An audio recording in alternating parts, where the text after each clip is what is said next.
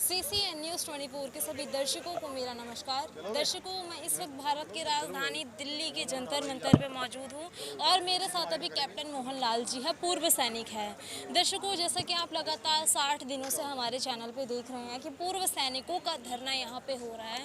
2800 दिनों से यहाँ पे जनरल सतवीर जी का धरना चल रहा है एक तरफ, और दूसरी तरफ यहाँ पे साबका सैनिक संघर्ष कमेटी ने भी यहाँ पे धरना दिया।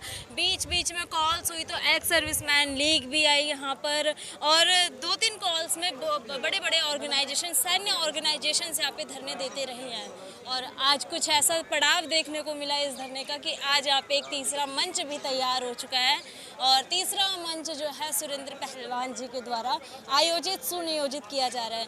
मेरे साथ मोहन लाल जी है। मोहन लाल जी एक ऐसे व्यक्ति नज़र आ रहे हैं आज, जो कभी सुरेंद्र पहलवान के धरने में जाके बैठ रहे हैं, कभी साबका का जो सैन्य संघर्ष का जो धरना चल रहा है उसमें बैठ रहे हैं। तो आइए आज इसी मुद्दे पे मैं इनसे चर्चा करूंगी। मोहन लाल जी, अब जैसा कि धरना 3 गुटों में विभाजित हो चुका है, आप किस गुट में शामिल है? जब तस्वीरों के माध्यम से देखा जा रहा है कि कभी आप उधर जा रहे हैं, कभी आप उधर जा रहे हैं। मेरा कोई गुट नहीं है, कोई पार्टी नहीं है, कोई जाति नहीं है। मैं एक सैनिक हूँ और बहुत समय पहले का सैनिक हूँ। मेरे दिल में एक जज्बा है, राष्ट्रीय झंडा वहाँ लगा रखा है। जहाँ भी कहीं अन्याय हो, जो भी कोई व्यक्ति आवाज़ उठाता हो, जैसे कि जाते जाते सड़क पे किसी को अगर मरा हुआ बकरी मिलता है उसका पर, हम हर उस जगह पे जहाँ कोई व्यक्ति आवाज़ उठाता है मैं वहाँ जाता हूँ। और ये आवाज़ जो सैनिकों की है वाकई में बहुत जायज़ आवाज़ है, क्योंकि सैनिकों का आज ये नहीं है कि हमको पैसा मिलना चाहिए। आज इनके मान और सम्मान के ये सैनिक हैं जिन्होंने बर्फ़ में रहे हैं, ठंड में रहे हैं, 24 घंटे कर रहे हैं। बेटियों का शादी हुई तो वो नहीं आ पाए, आज उनके साथ अन्याय हो रहा है। आज निश्चित तौर पे फौज को एक किस्म से गुलाम बना दिया गया है। आर्मी के अंदर हमको सिखाया जाता है, फौज में भर्ती होते हैं हमसे कसम ली जाती है, समुद्र हो, आग हो, तूफान हो, कहीं भी हो, लड़ाई में जाना होगा, गोली छाती में खाना है, पीठ में नहीं खाना, ये हमको सबक दिया जाता है। दूसरी तरफ ऑफिसर्स को भी कसम दी जाती है, उनको ये कसम दी जाती है कि आप इन जवानों का देखभाल और वेलफेयर के जिम्मेवार होगा, इनका एडमिनिस्ट्रेशन आपके घर में हो। लेकिन हम लोग तो जैसा भी हुआ है कहते हैं कि आप लोग पीछे क्यों। हम लोग आज भी अपने धर्म को, अपने आदेश को मान रहे हैं, क्यों? हमने कसम खाई है देश के लिए। लेकिन वो लोग भूल गए अपनी चीज़ को, वो सिर्फ अपने ही लिए लग गए हैं, अपने पीछे लग गए हैं। और ये धरने जो अलग अलग हो रहे हैं, इसके पीछे राजनीति है। मैं साफ कहता हूँ, अंदर इसके पीछे बहुत बड़ी राजनीति है। राजनेता लोग ही इनको, जब 20 तारीख को धरना हुआ मैं आया था, पहलवान जी ने इन्होंने क्या शुरुआत में, इसलिए पहलवान जी को मैंने कहा भाई आप घर क्यों बैठे। जब सरकारों को या नेताओं को लगा कि ये धरना कामयाब हो रहा है, इसमें हमें इसका हम लाभ ले सकते हैं, तो पीछे कोई सरकार हमारे में से कोई न कोई अन्ना हजारे ढूंढ रही है। लेकिन इस बार वो नहीं होने देंगे। हमने उनको भी बताया, मैं उनके साथ भी हूँ। जितने भी धरने बैठे हैं बैठा हूँ। मुद्दा एक है, आज भेदभाव की जो राजनीति फौज में चल रही है ये नहीं चलनी चाहिए। पैसे कम है, कम दो, लेकिन सबको बराबर दो। और इसलिए धरने कामयाब हो गए। और मैं आपको एक स्पष्ट बता देना चाहता हूँ, ये आंदोलन चलता रहेगा। 2, 4, 6 ग्रुप बनते हैं, बनने दीजिए। ये चले भी जाते हैं, जाने दीजिए। आज सैनिक, आम सैनिक यहाँ जो लीडर बने हैं, जिनकी मूँछों ताव दे रहे हैं, इनके पीछे नहीं चल रहा है। 3 तारीख को और जो 20 तारीख को आए थे वो लोग सब खड़े हो गए हैं। हर व्यक्ति लीडर है, जितने लोग आए सब हैं। जितने आए अपने साधन से अपना साधन लेके आ रहे हैं, अपना खाना साथ में लेके आ रहे हैं। तो बताइए, जब अपना खाना अपना साधन लेके आ रहे हैं तो धरना तो चलेगा, चंदे या शनि से चलेगा। और आपका मैं बहुत बहुत शुक्रिया अदा करूँगा। आपसे एक प्रार्थना करूँगा, भला है कि आप लोग ये आंदोलन चलाने के लिए जो लोग अलग अलग बैठे हैं, इनका कोई रोल नहीं है, आपका सबसे बड़ा रोल है।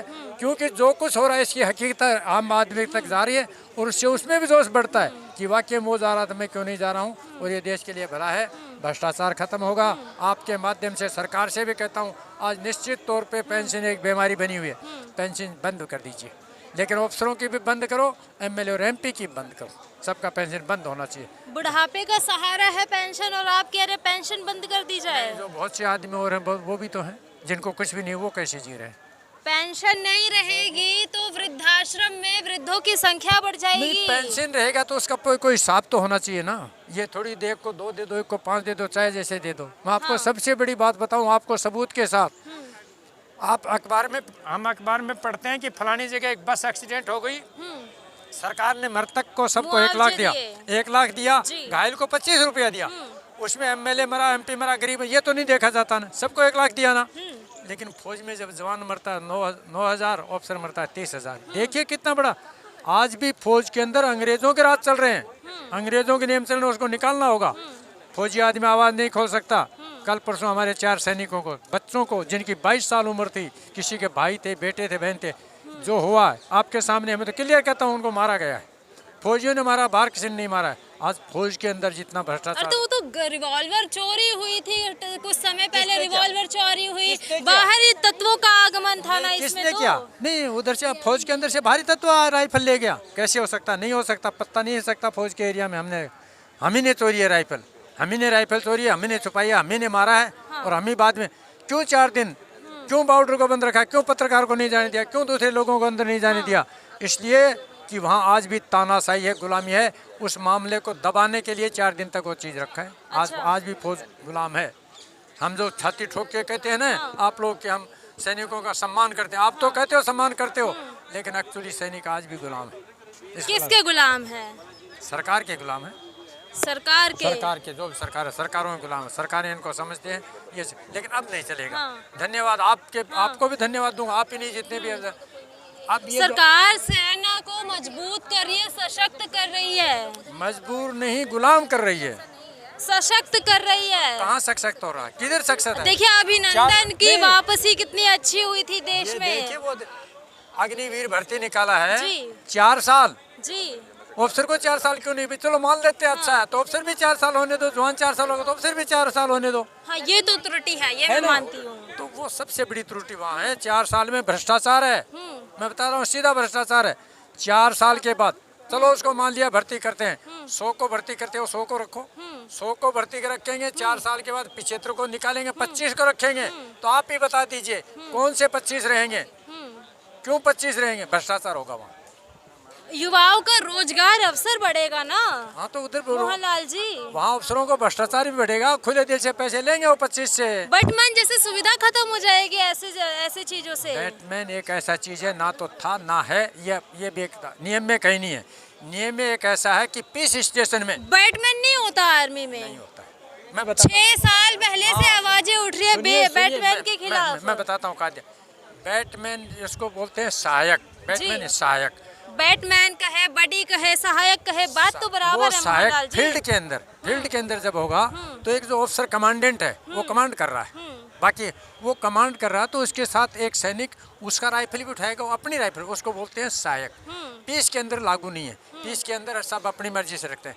यहाँ पे आप अभी हॉस्पिटल में जाइए, किसी में जाके पता कर लीजिए, MH में या आर्मी हॉस्पिटल है, बेस्ट दोनों में उन्हीं से रिटायर, आप जा करके चुपके से पता किए किसी के पास बैटमैन है? नहीं है, किसी के पास बैटमैन नहीं मिलेगा। नहीं सेना दावे कर रहे हैं यहाँ पे कि आज भी दिल्ली कैंट में जाइए, सुबह सुबह सेना के जवान आपको कुत्ते घुमाते मिलेंगे, मैडम को पार्लर छोड़ने जाते मिलेंगे। वो है। ये कुछ फौज भी दो टाइप की फौज है, एक फाइटिंग फोर्स, हाँ।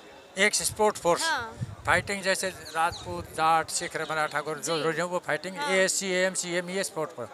फाइटिंग फोर्स के पास एक्चुअली लड़ाई के अलावा काम नहीं होता है, तो वो उसका कुछ गलत फायदा उठा लेते हैं कि चलो 2 आदमी भेज दो। वही तो कह दिया ना, गुलाम फौज अथराइज नहीं है, किसी कागज में मुझे बताओ, नियम में नहीं है। वो ऐसे ही कर लेते हैं कि चलो एक जवान को भेज दो भाई, तो नौकरी करना है भेजेंगे, किसको नहीं करेंगे? आप ही का मानो, मुझे नहीं पता आपके चैनल का कौन इंचार्ज है, आपके चैनल के इंचार्ज को आप टाल सकते हैं? नहीं टाल सकते, आप करोगे। तो वही वहाँ है, बैटमैन है नहीं, सिर्फ उसको सहायक है। और ये हो रहा है, हल्ला होना चाहिए। कोई बैटमैन आर्मी के अंदर कागजों में अथराइज नहीं है, क्लियर लिखा है इतना, ये इतना कुक के लिए अथराइजेशन होता है वहाँ पे। 100 आदमी अथराइज हैं, 5 ड्राइवर हैं, 5 कुक हैं, 5 स्वीपर हैं, 5 राइफल में फिक्स है, तो अपना अपना ड्यूटी करेंगे। कहाँ से बैटमैन आएंगे फिर?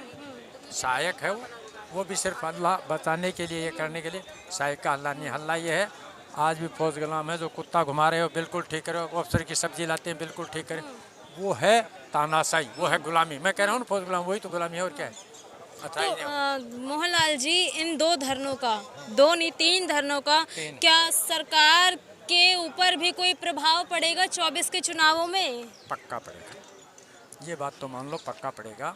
मैं भी रहा हूँ सकारात्मक नकारात्मक, जो धीरे धीरे कहते हैं ना, जब खुद को उंगली करती है दरअसल, यहाँ जिसने हमारे फौजी लोग 80% लोग, मैं भी हूँ, मोदी मोदी चिल्लाया करते थे। ये जिस दिन से धरना शुरू हुआ धीरे धीरे वो परसेंटेज घट रही है। और आंदोलन मैं बताता हूँ यहाँ में, हम इस आंदोलन को इसीलिए लंबा खींचेंगे। ये आंदोलन जितना लंबा रहेगा उतना ही सरकार को नुकसान होगा, देश को नुकसान होगा और हमको भी नुकसान होगा।